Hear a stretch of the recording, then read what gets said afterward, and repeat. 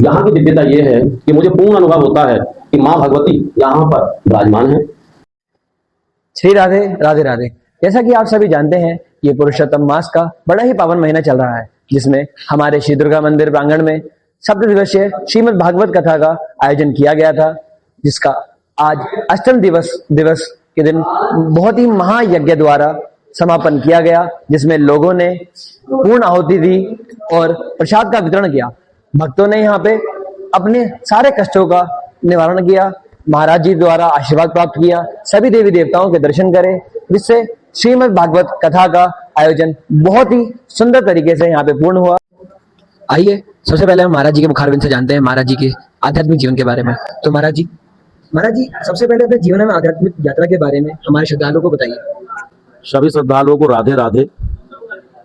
मैं यश कृष्णाचार्य, जो वर्तमान समय में वृंदावन में निवास कर रहा हूँ और देश देशांतर में जाकर के अपने मोहन भगवान कन्हैया की कथाओं का वर्णन करता हूँ, देवी मैया की कथाओं का वर्णन करता हूँ।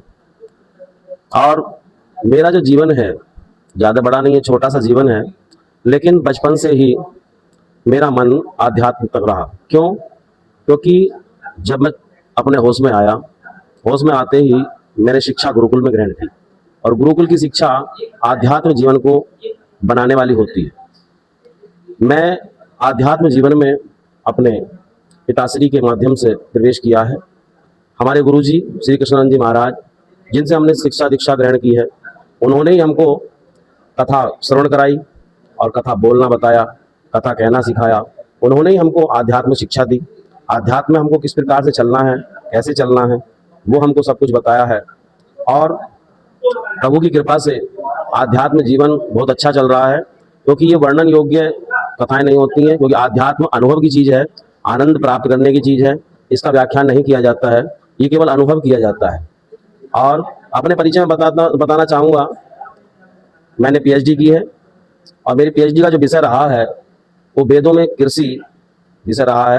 5 विषयों से मैंने एमए की डिग्री प्राप्त की है। हाँ, और बीएड, डीएलएड इत्यादि सारी डिग्रियां मेरे पास हैं। और ठाकुर जी की कृपा से 2009 में धर्मगुरु के पद पर मेरी नियुक्ति भी हो चुकी है। लेकिन मुझे तो ठाकुर जी की सेवा में आना था, इसलिए 3 महीने नौकरी करने के बाद इस्तीफा देकर के मैं पुनः ठाकुर जी की सेवा में आ गया और देश देशांतर में जाकर के ठाकुर जी का गुणगान करता हूँ।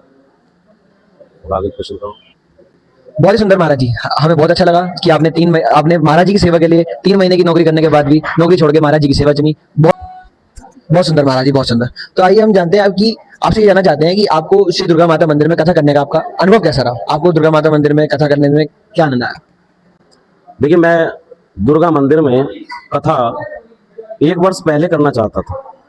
जब 1 वर्ष पहले मैं गढ़मुक्तेश्वर में आया था और मैंने पहली बार दुर्गा मंदिर में प्रवेश किया था, तो मेरे मन में एक भावना जागृत हुई कि एक बार मैं दुर्गा मंदिर के प्रांगण में कथा कहूँ। और मैया से मैं उस दिन मांग करके गया था, निवेदन करके गया था कि हे मैया, मुझे इस मंदिर में सेवा करने का मौका दो।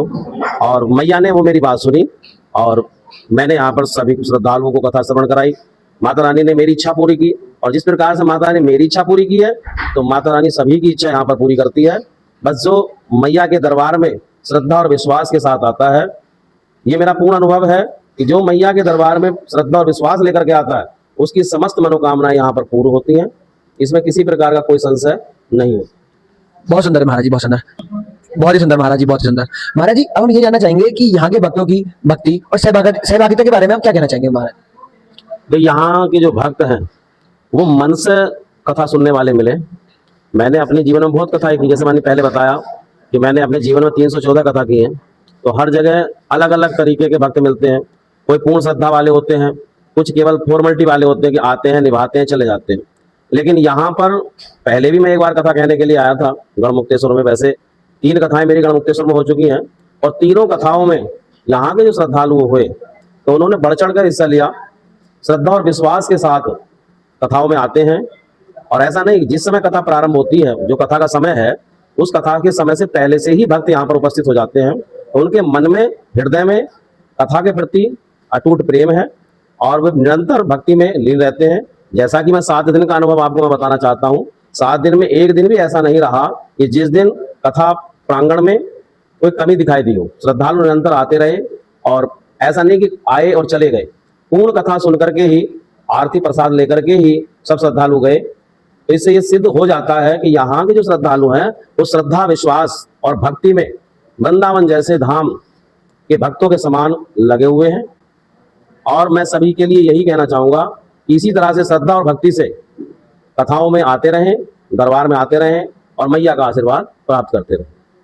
बहुत सुंदर महाराज जी, बहुत सुंदर। महाराज जी, हम ये पूछना चाहेंगे, जो श्रद्धालु यहाँ प्रतिदिन उपस्थित रहे उनके लिए आप क्या कहना चाहेंगे महाराज? जो श्रद्धालु यहाँ पर प्रतिदिन उपस्थित रहे उनके लिए हम ये कहना चाहेंगे कि जिस प्रकार से आपने प्रतिदिन समय से आकर के कथा श्रवण की, समय से सहयोग किया, तो निरंतर आप इसी तरह से श्रद्धा और भक्ति से भक्ति में लगे रहें। और अगर इसी तरह से भक्ति में लगे रहेंगे तो भव सागर से पार जाने में आपको कोई नहीं रोक सकता। बस अपने मन में भक्ति की लहर कभी टूटने मत देना। और भक्ति की अगर लहर नहीं टूटी तो आपको जो श्रद्धा विश्वास रूपी नैया है वो आपको भव सागर से पार ले जाएगी। बहुत सुंदर महाराज जी। जैसा कि महाराज जी ने भवसागर से तरने का एक उपाय बताया कि भक्ति में डूबे रहें, तो महाराज जी अब हम अगला सवाल ये पूछना चाहेंगे कि जो भी भक्त, जो भी श्रद्धालु किसी भी कारणवश कथा में उपस्थित ना रह पाए, उनके लिए आप क्या कहना चाहेंगे? जो भक्त कथा में उपस्थित नहीं हो पाए उनके लिए हम ये कहना चाहेंगे कि भविष्य में जब भी समय मिले तो वो कथा में उपस्थित हों, क्योंकि कथा सुनने से हमारे जीवन में जो दोष लगे हुए होते हैं वो दोष दूर हो जाते हैं। जो कमियां होती हैं वो कमियां निकल जाती हैं। तो उनके लिए हमारा यही संदेश है कि वो निरंतर भविष्य में जो मौका मिले तो उस मौके को ना छोड़ें और भविष्य में होने वाली कथाओं में वो अवश्य रूप से सहभागिता करें और अवश्य रूप से उपस्थित हैं। बहुत ही बढ़िया, बहुत ही बढ़िया, बहुत सुंदर महाराज जी। महाराज जी, आपने जैसे आपने बताया, आपने अपने जीवन में 314 कथा करी हैं, तो आपने इतनी सारी कथाओं में श्री दुर्गा माता मंदिर में क्या विशेषता पाई, क्या हमारे भक्तों को बताना चाहेंगे? यहाँ पर जो मैंने कथा की, वैसे तो जीवन में 314, जैसे मैंने आपको बताया कि 314 कथा मैंने अपने जीवन में की है। सभी कथाओं का अपना अपना एक अलग अनुभव रहता है। और यहाँ पर दुर्गा मंदिर के प्रांगण में जो मैंने कथा की तो इसका एक अलग ही अनुभव प्राप्त हुआ। इसमें दुर्गा मंदिर कमेटी ने हमारा पूरा सहयोग दिया। जिस चीज़ की आवश्यकता हमको हुई कथा के लिए, उस चीज़ का भरपूर मात्रा में यहाँ पर उपस्थित होना, उपलब्ध होना। जैसा कि मंदिर प्रांगण है, आप सभी देखेंगे तो मंदिर प्रांगण में जो सुविधाएं लगी हुई हैं वो हर प्रकार की सुविधा लगी हुई है। भक्तों के लिए जल की व्यवस्था है, ठहरने की व्यवस्था है, और ठंड के लिए अगर गर्मी में कथा हो रही है तो उसके लिए पंखों की, कूलर की, एसी की व्यवस्था यहाँ पर देखने को मिली है। और यहाँ पर ऐसी व्यवस्था भी है कि अगर सर्दी में कोई कथा यहाँ पर की जाए तो उसकी भी भरपूर व्यवस्था यहाँ पर उपलब्ध है।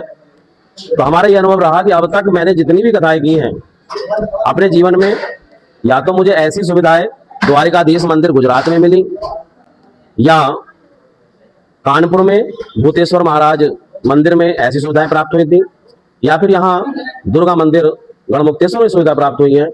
तो मैं कमेटी का भी आभारी हूँ कि उन्होंने इतनी अच्छा प्रांगण यहाँ पर बना रखा है और इतनी सारी सुविधाएं एक ही प्रांगण में सब उपलब्ध करा रखी है। बहुत ही सुंदर महाराज जी। महाराज जी, अगला प्रश्न मेरा बस यही है, एक सवाल श्री दुर्गा माता मंदिर के लिए, कि इस मंदिर की दिव्यता के बारे में क्या आप कुछ कहना चाहेंगे कि आपको मंदिर की दिव्यता आपको कैसी लगी, कैसा आपका अनुभव रहा? मंदिर की जो दिव्यता है, जब आपने बहुत अच्छा क्वेश्चन किया है मंदिर की दिव्यता, तो मंदिर की दिव्यता के विषय में मैं कहना चाहूँगा कि यहाँ पर जो दिव्यता है वो एक गंभीर और रहस्यात्मक है। वैसे तो इस रहस्य को सबके सामने खोला नहीं जाता है, लेकिन जब आपने इतना अच्छा क्वेश्चन कर ही लिया है तो मैं थोड़ा सा इस पर प्रकाश डालूंगा। आइए मैं आपको प्रदर्शन दिखाता हूँ माँ भगवती प्रांगण में। यहाँ की दिव्यता ये है कि मुझे पूर्ण अनुभव होता है कि माँ भगवती यहाँ पर विराजमान है, क्योंकि माँ भगवती निरंतर यहाँ पर रहती हैं और भक्तों को आशीर्वाद देती रहती हैं। ये पूर्ण मेरा अनुभव रहा। और द्वितीय दिवस की कथा में के बाद जब मैं रात्रि में सोया था तो माँ भगवती ने मुझको दर्शन भी दिए थे और ये भी कहा था कि मैंने तेरी इच्छा पूरी की है, तो भी मेरी एक इच्छा पूरी करना। तो माँ भगवती की भी एक इच्छा है, उसको मैं पूरी करके जाऊँगा, क्योंकि जब मैया ने मेरी इच्छा पूरी की है तो मैं भी मैया की इच्छा अवश्य पूरी करके जाऊँगा। तो यहाँ पर मैया की दिव्यता ये है कि इनकी जो मुस्कुराहट है ये सबको मोहित कर देती है। जब भी कोई भी श्रद्धालु अगर इनसे आंख से आंख मिला करके एक बार इनके दर्शन कर ले तो वो इनका हो जाता है। और तो बहुत दिव्यता है, लेकिन इससे ज़्यादा रहस्य की तरफ मैं नहीं जा पाऊँगा, क्योंकि ये गोपनीय बातें होती हैं, अनुभव की चीज़ें होती हैं। मंदिर के विषय में एक बात और कहना चाहता हूँ इस मंदिर में साक्षात देवी विराजमान है और यहीं पर स्वयंभू शिवलिंग हैं जो अपने आप ही उदित हुए हैं, प्रकट हुए हैं। वो भोले बाबा भी यहाँ साक्षात विराजमान हैं और हनुमान जी की शक्ति निरंतर यहाँ पर आना जाना लगा रहता है। और यहीं पर पास में भैरव बाबा मंदिर है, जहाँ से भैरव बाबा मैया की सेवा में आते रहते हैं। ये मेरा अनुभव रहा है। और एक शक्ति यहाँ पर आती है और लगभग पूरी कथा में वो शक्ति यहाँ पर रही है, जिसका मुझे पूरा अनुभव हुआ है। वो शेषनाग भगवान की शक्ति है, जिसका पूर्ण अनुभव हुआ है और वो विराजमान यहाँ पर रहती है सभी की रक्षा करने के लिए। वह शक्ति यहाँ पर विराजमान रहती है। और मैया की दिव्यता के विषय में तो मेरे पास शब्द नहीं है कि मैं मैया की दिव्यता अपने मुखारबिंद से कुछ शब्दों से बखान कर सकूं, जिसके विषय में तो कहा ही नहीं जा सकता। माँ भगवती सभी की मनोकामनाएं पूर्ण निरंतर करती रहेगी और कर रही है। तो मेरा सभी श्रद्धालुओं से यही अभिवादन है, यही निवेदन है कि माँ भगवती के प्रांगण में आएँ और एक बार अवश्य आकर के दर्शन करें। और दर्शन करने के बाद आपको एक विशेष अलग ही अनुभव होगा, आपकी समस्त मनोकामनाएं पूर्ण होंगी। जय माता दी। जी सुंदर, आपने बताया हमारे मंदिर के बारे में, अपनी कथा के बारे में, आपके बारे में हमने सुन के हमें बहुत अच्छा लगा। महाराज जी, एक आखिरी सवाल मैं पूछना चाहूंगा कि श्री दुर्गा मंदिर समिति एवं श्री दुर्गा मंदिर के सभी श्रद्धालुओं के लिए आपका क्या आशीर्वचन है? हमारा आशीर्वचन यही है कि जो दुर्गा मंदिर समिति है उसमें जो भी मेंबर हैं वो जिस तरह से मंदिर के प्रति ईमानदारी से कार्य कर रहे हैं, श्रद्धा और विश्वास से अपना समय तन मन धन से लगा करके पूर्ण परिवार सहित दुर्गा मंदिर में सेवा देते हैं, तो हम उनको यही आशीर्वाद देंगे कि वो निरंतर दुर्गा मंदिर की सेवा में लगे रहें और माँ दुर्गा की कृपा उन पर पूर्ण बरसती रहे और निरंतर ईमानदारी से तन मन धन से दुर्गा मंदिर सेवा समिति निरंतर कार्यरत रहे और कार्य करती रहे। धार्मिक, सामाजिक अच्छे अच्छे अनुष्ठान, जो भी वार्षिक उत्सव है इत्यादि, कोई भी अनुष्ठान होता है उसमें निरंतर बढ़ चढ़ के हिस्सा लेती रहे और माँ भगवती की कृपा उन पर हमेशा बरसती रहेगी। जय भोले की जय माता दी। तो जैसा कि अभी आपने महाराज जी के मुखारबिंद से मंदिर की दिव्यता के बारे में, भागवत कथा के बारे में बहुत कुछ जान लिया होगा, तो मैं यश भक्कड़ आप सभी से ये निवेदन करना चाहता हूँ, अगर आपको हमारी YouTube चैनल के माध्यम से ये महाराज जी का ज्ञान आकर्षित लगा तो कृपया हमारे YouTube चैनल को लाइक करें और बने रहें हमारे YouTube चैनल पर मिनी विजन SP। जय भोले।